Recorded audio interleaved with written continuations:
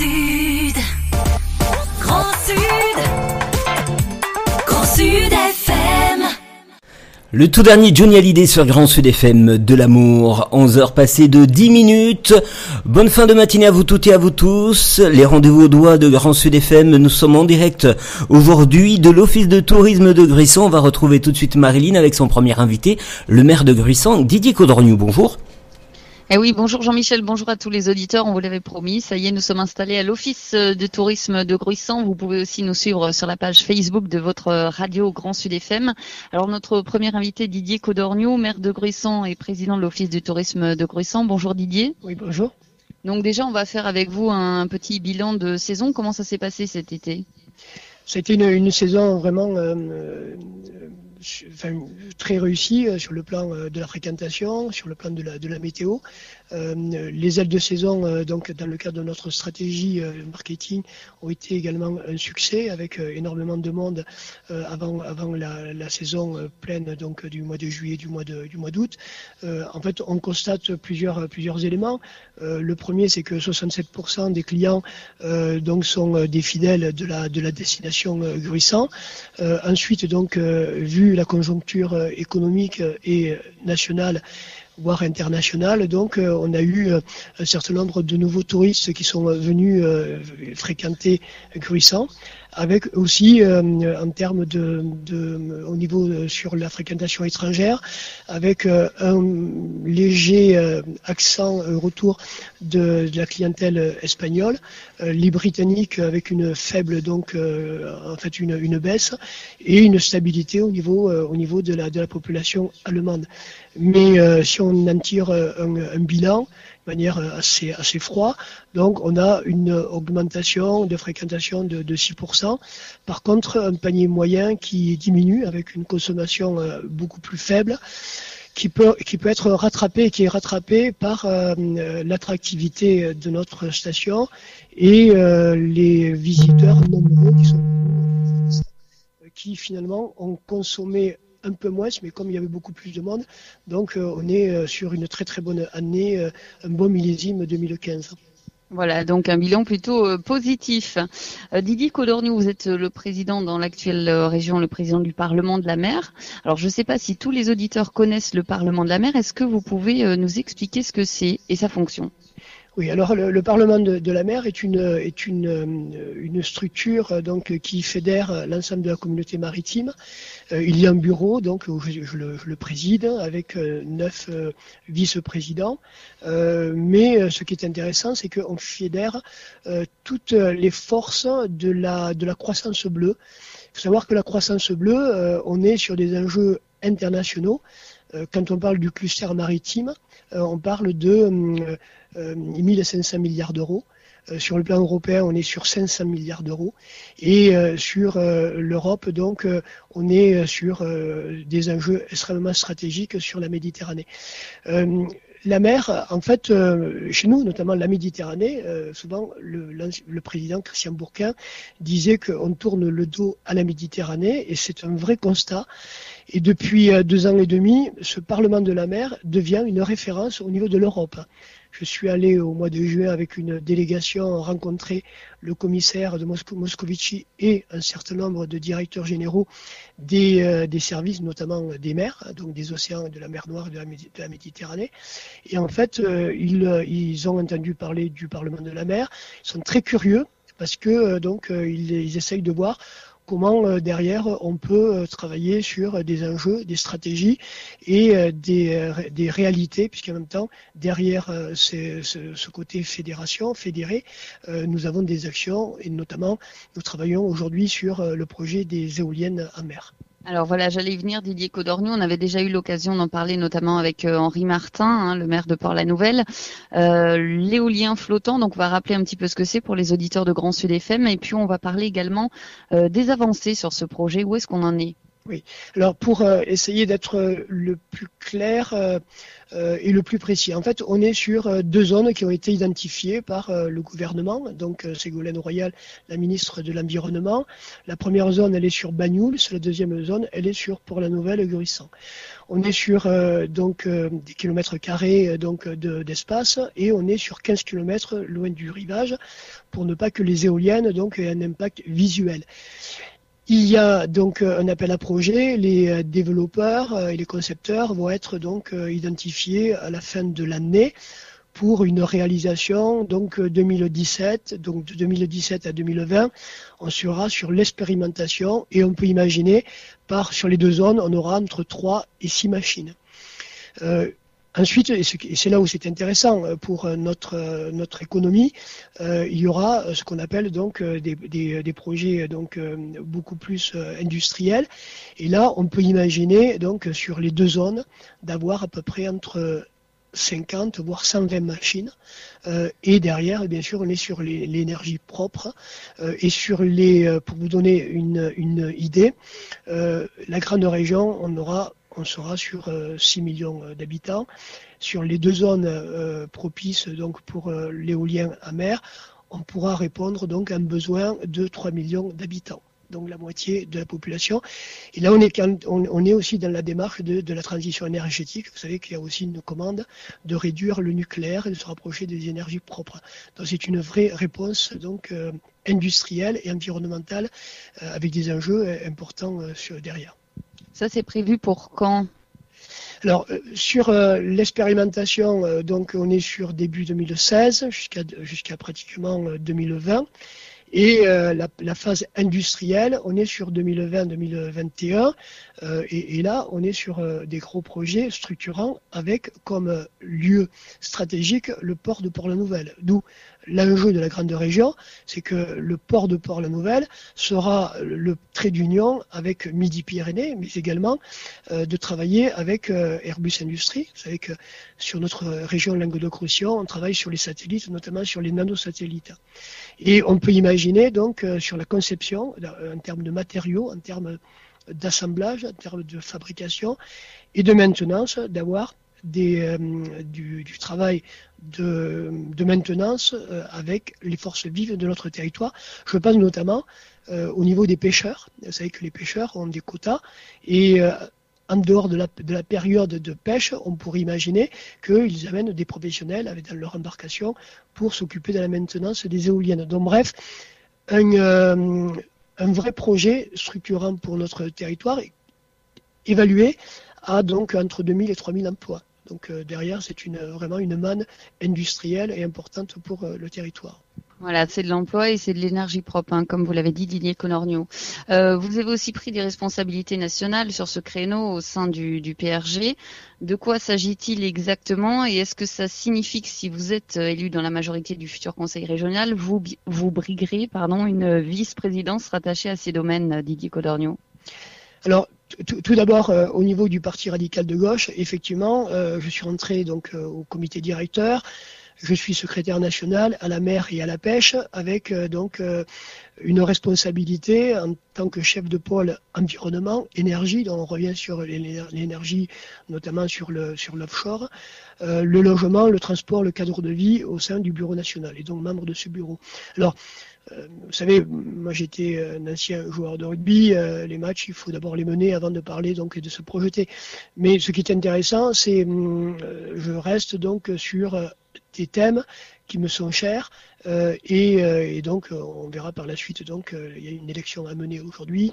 C'est une élection qui devait être la plus longue puisqu'en fait dans le temps et aujourd'hui on s'aperçoit qu'elle est assez courte puisque le 13 décembre nous saurons on saura qui sera élu et en responsabilité de cette grande région. Moi je suis très mobilisé avec Carole Delga, avec Sylvia Pinel et Damien Alary, où on forme un quatuor où je suis amené à être un peu dans toute la région, sur les 13 départements, ce qui est je passe beaucoup de temps sur le territoire, mais je suis très motivé pour plusieurs raisons. D'une part, parce que cette région, je la connais bien, pour y avoir joué dans le rugby et à Toulouse et à Narbonne, et d'y avoir travaillé, puisque j'ai beaucoup travaillé donc dans le cadre de mes fonctions quand j'étais chez Adidas et au groupe Accor, un peu sur Midi-Pyrénées et beaucoup sur le Languedoc-Roussillon. Donc je connais très très bien cette région. Et comme vous venez de le dire, donc si les choses se passent bien, je pourrais peut-être avoir des responsabilités donc liées à la mer, au port et tout ce qui fait la force de ce territoire. Et Didier Codorniou, ça se jouera à la mi-décembre. Merci beaucoup. Une belle station, la station de Gruissant, qu'on va promouvoir encore dans quelques instants avec Alain Combre, adjoint de direction à l'Office du tourisme de Gruissant. Merci Didier. Merci beaucoup. Allez, on se retrouve dans quelques instants, Jean-Michel, pour cette deuxième partie en direct de l'Office du tourisme de Gruissant. Merci Marilyn, on se retrouve juste après nos pauses publicitaires. Grand Sud, Grand Sud FM, Grand Sud, Grand Sud,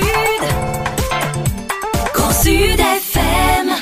11h25 sur Grand Sud FM, les rendez-vous au doigt de Grand Sud FM sont en direct de l'Office de tourisme de Gruissant. On retrouve tout de suite Benjamin avec un nouvel invité. Oui, Jean-Michel, nous sommes toujours à l'Office de tourisme de Gruissant pour cette deuxième partie en compagnie d'Alain Combre, adjoint de direction à l'Office de tourisme de Gruissant. Alain, bonjour. Bonjour. Alors justement, quel est le rôle de l'Office de tourisme de Gruissant ? Alors c'est une grosse histoire. C'est vrai qu'à Gruissant, donc la volonté municipale est de s'attacher vraiment au tourisme, puisque c'est une grosse puissance malgré tout économique. Et l'Office du tourisme, en fait, l'EPIC de tourisme regroupe, on va dire, tout ce qui tourne autour de l'activité touristique, c'est-à-dire que autant l'office du tourisme dans les locaux dans lesquels on est aujourd'hui, qui est un office de tourisme traditionnel, ce qu'on voit un peu ailleurs, mais l'EPIC de tourisme regroupe le port de Gruissant, regroupe le port Barbrousse maintenant, regroupe le centre balnéo, regroupe le palais des congrès également. Donc c'est une grosse structure qui a près de 50 salariés. Qui sont là à l'année, plus des saisonniers bien sûr qui rentrent au fil de l'année pour alimenter toutes les nécessités en matière de travail et de préparation et bien sûr d'accueil au niveau de l'activité touristique. Alors quels sont à l'heure actuelle les horaires d'ouverture de l'Office de tourisme ? Alors là on est en période qui va après les vacances de Toussaint, donc ça l'allège un petit peu. On ouvrira donc du lundi au vendredi soir, de 9h à midi, de 14 à 18h. Et après, suivant les saisons, et dès la reprise de l'activité touristique en début d'année, les créneaux d'horaire s'ouvrent et s'étalent jusqu'à être en non-stop sur les 3 mois d'été, de 9h à 20h. Et les horaires d'ouverture, on peut les retrouver sur le site internet, c'est ça ? Vous pouvez nous le donner ? Oui, le site internet, donc c'est www.gruissant-méditerranée.com. Alors maintenant, nous allons faire la promotion de Gruissant en votre compagnie, Alain Combre. Donc c'est vrai que l'été est passé, mais il y a encore de nombreuses activités ici à Gruissant. Est-ce que vous pouvez nous en parler ? Oui, c'est un des atouts de Gruissant parce que effectivement, on connaît Gruissant par sa renommée de station balnéaire, bien sûr, mais Gruissant, c'est aussi une vie à l'année et des atouts à consommer, on va dire quasiment 12 mois sur 12, si ce n'est au minimum 9 mois sur 12. Et donc, on est encore dans une période d'activité où on peut trouver des choses à faire. On en parlera tout à l'heure, enfin, vous en parlerez tout à l'heure avec Thierry Sfoggia au niveau de l'espace balnéo, donc qui est un produit spécifique, mais plein d'activités aujourd'hui, des prestataires d'activités sont ouverts. Je pensais au karting, je pensais à plein de choses que l'on peut faire, ne serait-ce que de la randonnée, du VTT. On a un parc exceptionnel. On est le site internet de la Fédération française de VTT, le site de la CLAP est le deuxième site le plus fréquenté en France. Donc il y a un vrai intérêt et si on va dans la CLAP à tout moment de l'année, on se rencontre effectivement des VTTistes de tous âges et donc c'est aussi cette façon-là de déguster et de savourer Gruissant dans tous ces aspects et tous ces atouts, c'est-à-dire que l'on peut avoir de l'activité et là on retrouve maintenant ce que l'on retrouve aussi en avant-saison, c'est-à-dire ce plein de nature que peut proposer la station avec ce cadre environnemental exceptionnel. C'est des activités que l'on peut faire seul ou bien en famille, c'est sûr. Absolument, bien sûr. Oui. Donc, ce sont des activités que l'on peut venir faire en duo, en tribu, entre amis, ou effectivement en famille. Et ça, c'est l'avantage et incontestable de la station. Alors il y a également sur Gruissant des aires de camping-car qui sont encore ouvertes, enfin une, c'est laquelle? C'est l'aire des 80, c'est celle qui est placée au centre, puisqu'il y en a 3 qui existent. Il y en a une donc sur la zone de Mateille entre les Aigoual et Gruissant. Il y en a une au Chalet. Ces 2-là sont actuellement fermées. Il en reste une ouverte qui est donc Centre-Port, près de, on va dire comment positionner ça, vers le Yacht Club, on va dire donc entre le bassin 2 et le bassin 3, donc au niveau de l'avant-port. Et jusqu'à quand elle est ouverte? Fin novembre, pardon. Fin novembre, d'accord. Donc c'est noté. En tout cas, on va parler d'un dernier sujet avec vous, Alain Combre. Donc la loi prévoit que le tourisme va devenir prochainement une compétence des agglos, donc du Grand Narbonne. Avez-vous déjà envisagé ce changement dans votre fonctionnement? Alors envisager, c'est oui, bien sûr qu'on y a réfléchi, et bon, on sera pas pris au dépourvu. Il y aura une organisation de prévu, mais c'est vrai que la loi NOTRe, puisque c'est cette loi dont on parle, qui est active donc depuis cet été, prévoit donc une prise de compétences en matière donc de promotion, d'accueil, information et on va dire de relationnel avec le tissu économique et touristique au niveau des prestataires du terrain. Ça doit s'organiser, et c'est vraiment les agglomérations qui décideront donc de là où se positionne le curseur, soit une prise de compétence, on va dire totale, avec aspiration donc de tout le réseau existant en créant donc une structure centrale, soit quelques exceptions que permet la loi, c'est-à-dire les offices de tourisme donc de stations classées et de catégorie 1 qui seraient potentiellement donc hors jeu par rapport à cette configuration. Voilà, tout ça c'est en train de prendre du mouvement, et je pense qu'à partir du début d'année, les schémas commenceront à se mettre en place. On devrait, j'espère, ou du moins on aura des nouvelles, je pense, avant l'été, pour que se mettent en place au 1er janvier 2017 les actions prévues. Et on en saura un peu plus dans quelques mois, Alain Combre. Merci en tout cas d'avoir été avec nous ce matin sur Grand Sud FM. On se retrouve dans quelques minutes en compagnie de Marilyn, où vous allez nous présenter l'histoire du coffret des vins patrimoniaux. À tout de suite, Alain Combre. À de suite. Voilà Jean-Michel, donc on retrouve Alain Combre dans quelques minutes sur Grand Sud FM pour cette 3e partie, ici en direct de l'Office du tourisme de Gruissant. Merci Benjamin, 11h31 minutes, petite pause musicale avec le groupe In Excess d'Evil Inside.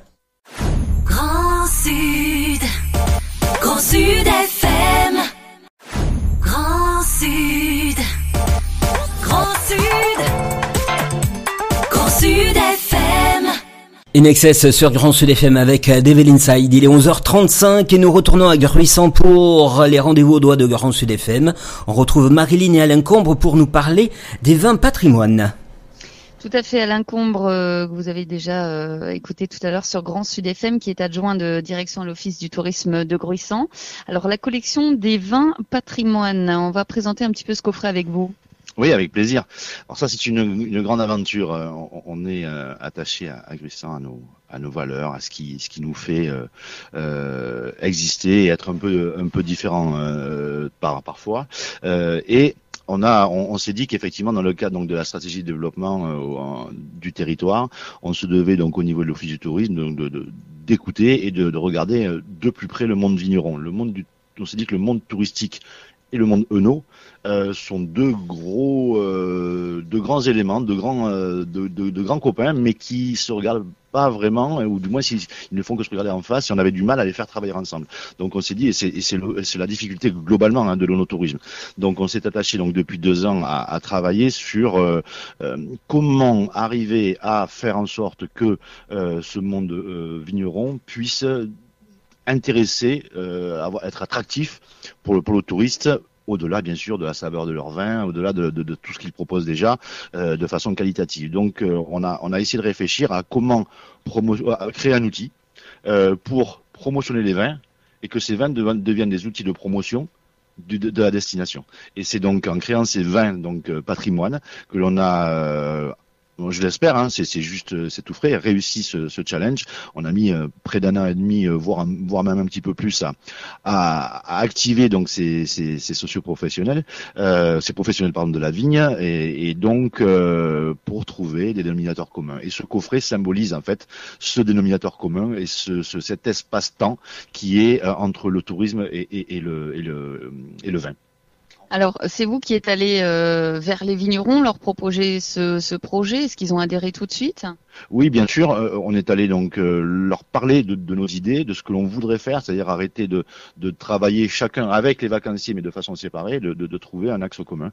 Oui, on a animé, hein, puisque c'est aussi notre rôle, hein, d'être animateur donc des ressources locales en tant qu'office du tourisme, et on a effectivement donc au fil des réunions, au fil donc de nos arguments les plus motivés, arrivé à les faire déjà travailler ensemble, parce que c'est pas toujours évident non plus, et travailler ensuite avec les professionnels du tourisme, ça n'était pas non plus. Donc aujourd'hui, on a une vraie collection. Ces vins en fait sont des vins spécifiques créés que pour ce coffret vin. Donc chaque producteur de Gruissan a créé un produit de très bonne gamme, hein. C'est des vins qui sont parmi les meilleures productions de leur cuvée respective. On les trouve donc en vente à l'Office du tourisme. On les trouve en vente aussi à la capitainerie de Gruissan. Et en fait, ils représentent en fait toute une synergie œnotouristique qui est actuellement donc un des créneaux importants sur lequel donc Gruissan et Gruissan Tourisme se positionne et va aller travailler encore plus fort pour identifier encore plus le territoire. Alors, on va rentrer un petit peu dans le détail. Qui sont ces vignerons à Gruissan qu'on retrouve dans ce coffret? Tous, c'est-à-dire les 4 existants aujourd'hui. Donc on a tous les vignerons de la cave coopérative, on va dire, donc qui ont donc par contre dans ce coffret 2 bouteilles compte tenu du volume qu'ils représentent. On a voulu rester dans l'équité, on va dire, au niveau du territoire. On a ensuite le domaine donc du Château Le Buis. On a une cave qui est au village, qui est le domaine de l'île Saint-Martin.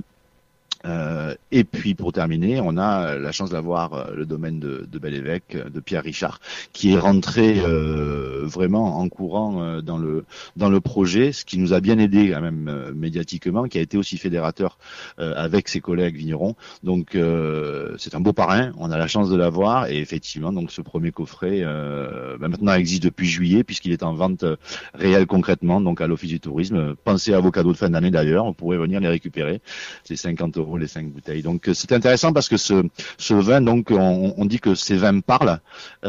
Effectivement, ces vins parlent de leur territoire, ils parlent de Gruissan, ils parlent de leurs producteurs. Et pour nous, on se dit que lorsque les gens partent d'ici avec ce coffret ou ces bouteilles-là, et que autour d'une assemblée familiale ou amicale dans leur région respective ou dans leur pays respectif, on puisse cliquer grâce à un flashcode et voir des images valorisantes de Gruissan, d'entendre les producteurs parler de leur vin, de conseiller les gens qui consomment ce produit pour déguster avec tel ou tel produit. Enfin voilà, donc on fait parler le territoire grâce à ces bouteilles de vin. Voilà, vous avez parlé en fait de vin connecté. Hein, je ne sais pas si les auditeurs ont bien suivi. Expliquez-nous, il y a un flashcode sur le coffret. Oui, voilà, donc ce sont des vins ce sont des bouteilles. Hein. Les vins restent des vins construits ou fabriqués de façon traditionnelle. Ils sont pas connectés, les vins. Donc c'est la bouteille qui est connectée, puisqu'effectivement, grâce au système numérique aujourd'hui des flashcodes, on a la possibilité donc de déclencher tout simplement des vidéos et des audios derrière qui permettent donc de promotionner le territoire. Alors combien de coffrets ont été édités, si je puis dire? On a prévu pour cette année, déjà on a créé donc 500 coffrets. Qui sont en vente, donc comme je vous le disais, à l'office et à la capitainerie. Il en reste quelques-uns, puisqu'on a lancé ça qu'au mois de juillet. On s'est donné grosso modo 1 an pour arriver à épuiser ce stock-là, parce que ça ne sera pas, comme on dit, un one-shot, c'est pas un seul coup, c'est-à-dire que on souhaite pérenniser en tout cas cette expérience et cette idée de vin et de travail œnotouristique entre le tourisme et les vignerons. Voilà, les auditeurs le découvriront tout à l'heure. Hein. Je vais mettre une petite photo du coffret sur le Facebook de votre radio Grand Sud FM. Juste un dernier petit point à l'incombre. La vitrine virtuelle dont on parlait tout à l'heure, parce que quand on arrive à l'Office du tourisme de Gruissan, on a une vitrine avec plein de produits. Comment ça se passe ? C'est tout simple. Les offices aujourd'hui, enfin, de notre avis, sont des vitrines de tout un territoire. Ce ne sont pas juste des pôles d'information. On doit déjà être imprégné d'une ambiance qui existe lorsque on promène ou lorsque on consomme un territoire. Donc Gruissant, l'Office du tourisme s'est positionné de la sorte. On parlait il y a l'instant des vins, mais on a fait effectivement donc une vitrine qui est une vitrine de présentation, c'est-à-dire qu'on n'a pas de stock dans l'Office du tourisme. Par contre, grâce aux outils numériques, c'est-à-dire tout simplement une tablette connectée donc à une sorte de centrale d'achat ou de vente, suivant dans quel sens on se positionne, qui permet donc de recevoir chez soi, grâce au travail de la Poste et des producteurs qui sont dans ce groupement qui s'appelle Saveurs du Languedoc-Roussillon, permet de recevoir chez soi, c'est-à-dire que les produits que vous avez sélectionnés dans la vitrine grâce à une tablette numérique, c'est pas mal, non? Oui, c'est très bien, une très bonne idée. Hein. Venez à l'Office du tourisme, vous allez le découvrir. Je l'ai testé tout à l'heure, j'ai regardé avant de commencer cette émission. Et bien, on a fait le tour. Alain Combre, merci beaucoup. N'oubliez pas, dans quelques instants, des photos sur Facebook. Et comme le disait Alain Combre, ça peut être une super idée de cadeau de Noël éventuellement. Merci beaucoup. Voilà, dans quelques instants, on parlera de l'espace balnéoludique de Gruissant avec Thierry Sfogia. À tout à l'heure, Jean-Michel. À tout à l'heure. Ce sera juste après une petite parenthèse publicitaire.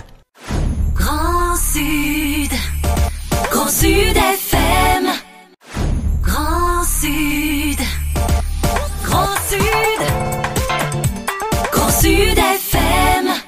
Grand Sud FM, ce sont les rendez-vous au doigt de Grand Sud FM. Et à 11h46, on retourne à l'Office de tourisme de Gruissant pour parler de l'espace balnéoludique avec Benjamin et Thierry Sfoggia. Oui, Jean-Michel, je me trouve avec Thierry Sfoggia, le directeur de l'espace balnéoludique de Gruissant. Thierry, bonjour. Oui, bonjour à tous. Alors, pour les auditeurs de Grand Sud FM qui ne connaissent pas cet espace balnéoludique de Gruissant, est-ce que vous pouvez nous faire une présentation ? Alors, l'espace balnéoludique de Gruissant, il a ouvert en 2010. On s'était rencontrés avec votre station Grand Sud FM en début d'année pour en parler un peu. On avait présenté les travaux qui avaient eu lieu. Donc, pour mémoire, quand même rapidement, l'espace balnéo de Gruissant, c'est une partie piscine, une partie balnéo, une partie massage, et puis l'été un parc aqualudique. Et puis depuis le mois de mars, c'est aussi un espace de cardio-musculation qui s'appelle l'espace Formi. Donc on peut revenir sur chaque partie éventuellement. La piscine, c'est évidemment la natation pour tous, mais c'est aussi des cours de natation pour les enfants, de l'aquabike, de l'aquagym, de l'aquapalm, et puis une nouveauté aussi de l'aqua stand-up, donc pratiquer du stand-up paddle sur la piscine et se servir de ce support mouvant, on va dire, de ce support instable pour être obligé de gainer et pour travailler davantage ce qu'on pourrait faire sur Terre, c'est-à-dire des abdos, des pompes, voilà, mais en étant sur un support instable, en multipliant les effets les effets bénéfiques de cette pratique. C'est une activité qui marche ? Alors ça marche très bien. Ouais. C'est plutôt réservé pour l'instant à un public jeune et dynamique parce que c'est très très très très physique. Le cours dure une demi-heure et on brûle beaucoup de calories. Alors vous parliez à l'instant des cours de natation. Ces cours de natation, on peut pratiquement les retrouver chaque soir, c'est ça ? Alors voilà, il y a des cours de natation donc niveau 1, niveau 2, niveau 3, donc à différentes périodes de la semaine. Mais en gros, tous les soirs, on a un cours ou deux qui sont proposés. On a été obligé de multiplier les créneaux aussi cette année puisqu'on a plus de 100 enfants qui sont inscrits à nos cours de natation. C'est un record depuis l'ouverture. Et ça nous permet aussi d'avoir, par exemple le vendredi, un cours dont je suis très fier, un cours ado.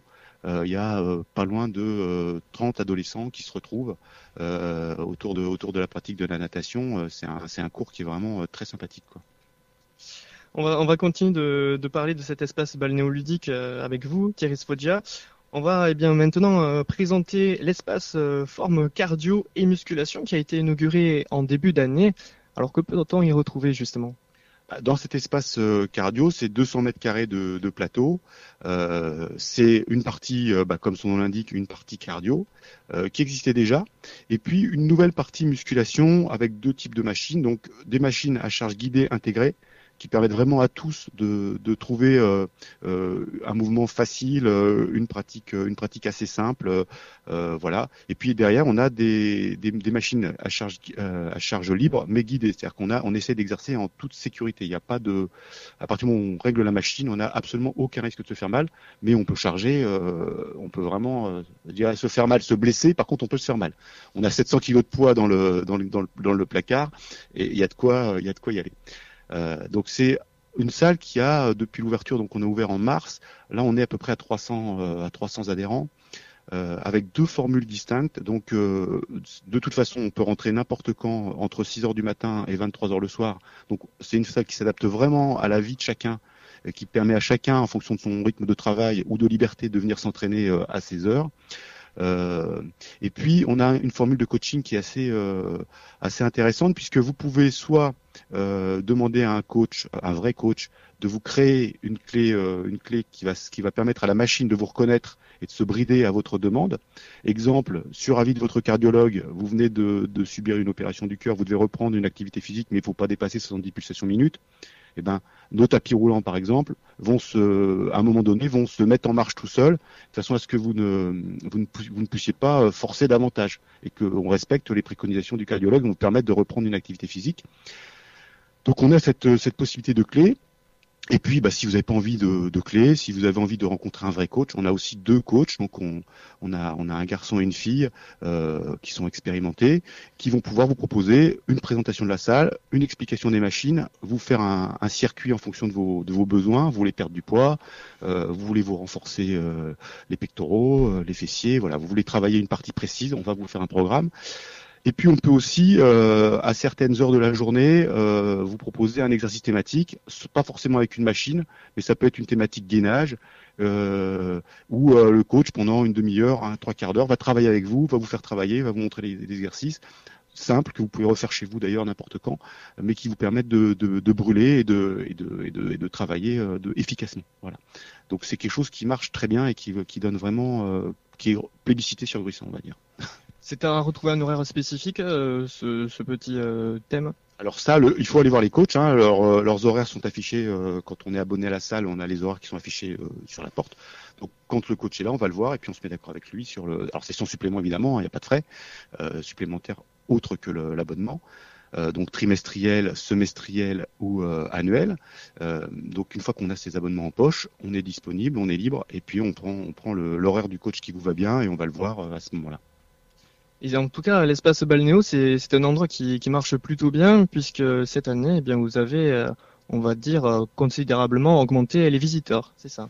Alors, on a des chiffres qui parlent bien. Alors, déjà, je voudrais revenir un petit peu quand on s'était vu en début d'année avec la station. On avait évoqué un peu tous les travaux qui avaient été faits. C'est pour ça qu'on s'était vu d'ailleurs. Donc, on avait refait la partie massage avec 4 cabines. Je me souviens, j'avais exprimé des gros espoirs sur cette partie.